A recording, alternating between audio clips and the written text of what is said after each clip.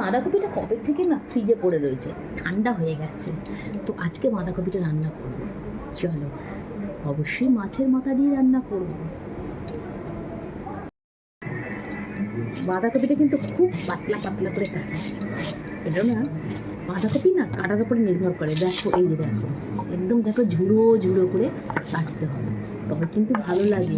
হ্যাঁ, আর কি বলতো, যত মানে ফাইন করে কাটা হবে তরকারিটা কিন্তু তত মানে পাতে দিলে না বেশ ভালো লাগে আর কি, বুঝতে পারলে? তো এর সঙ্গে অবশ্যই আমি আলুও দেবো। তো চলো দেখা যাক কি করছে। তো বাঁধাকপিটা সিদ্ধ বসিয়ে দিলাম একটু দিয়ে। দেখো, মাছের মাথাটা কিন্তু আমি ভেজে নিচ্ছি। আর অবশ্যই মাছের মাথাটা কিন্তু ভেঙে নিলে সব থেকে ভালো, তার কারণ হচ্ছে তাতে তরকারির মধ্যে স্বাদটা বেশি আসে, তাই আমি একটা ভেঙেও দিচ্ছি। দিয়ে দিচ্ছি পেঁয়াজ, পেঁয়াজ দিয়ে দিচ্ছি, রসুন, আদা, আমি সবই দিয়ে দিচ্ছি। এটা কি একটু কায়দা করে রান্না হচ্ছে আর কি। কাশ্মীরি লঙ্কার গুঁড়ো একটু রং হওয়ার জন্য আর কি, যাই। আর এদিকে দিয়ে দিচ্ছি জিরে, জিরে গুঁড়ো দিয়ে দিচ্ছি। এদিকে দিয়ে দিচ্ছি হচ্ছে ধনিয়া গুঁড়ো, আর দিয়ে দিচ্ছি ঝাল লঙ্কার গুঁড়ো। বেশি ঝাল ভালো লাগছে না এখন গরমের সময়। বাঁধাকপিটা কিন্তু দিয়ে দিচ্ছি। ফেসবুক আর জীবন বদলে দেয় না, কী করে বলো তো?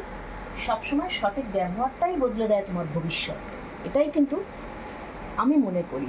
তোমরা কি মনে করো অবশ্যই আমায় জানিও। কিন্তু সবসময় এটা ভালো লাগে, ফেসবুক শুধু কিন্তু সময় কাটানোর জায়গা নয়, সঠিকভাবে যদি ব্যবহার করতে পারো না, তাহলে এটাই হতে পারে তোমার শেখার আর কাজের সবচেয়ে নিজের প্রতিভা তুলে ধরার সুন্দর একটা প্ল্যাটফর্ম।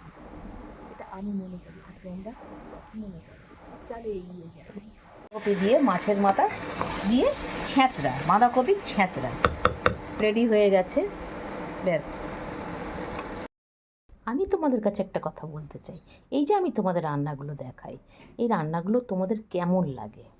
হ্যাঁ, আর সত্যি কথা বলতে কি, আমার তো একটা ক্লাউড কিচেন রয়েছে, সেই ক্লাউড কিচেনটা আমি চালাই। তো আমি তোমাদের কাছে এটা বলতে চাইছি যে আমার রান্না তোমাদের ভালো যদি লাগে, তাহলে তোমরা আমাকে অবশ্যই জানিও। আর শেষে সাথে এটাও বলো যে তোমরা আর কি কি রান্না দেখতে চাইছো, এবং আমার কোনো ভুল ভ্রান্তি যদি থাকে সেটাও তোমরা তুলে ধরতে পারো।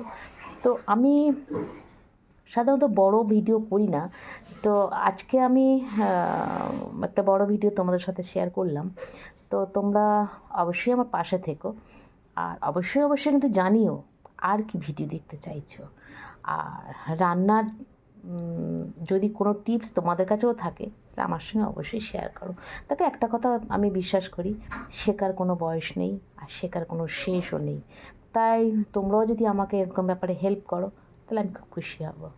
তো ঠিক আছে, টাটা।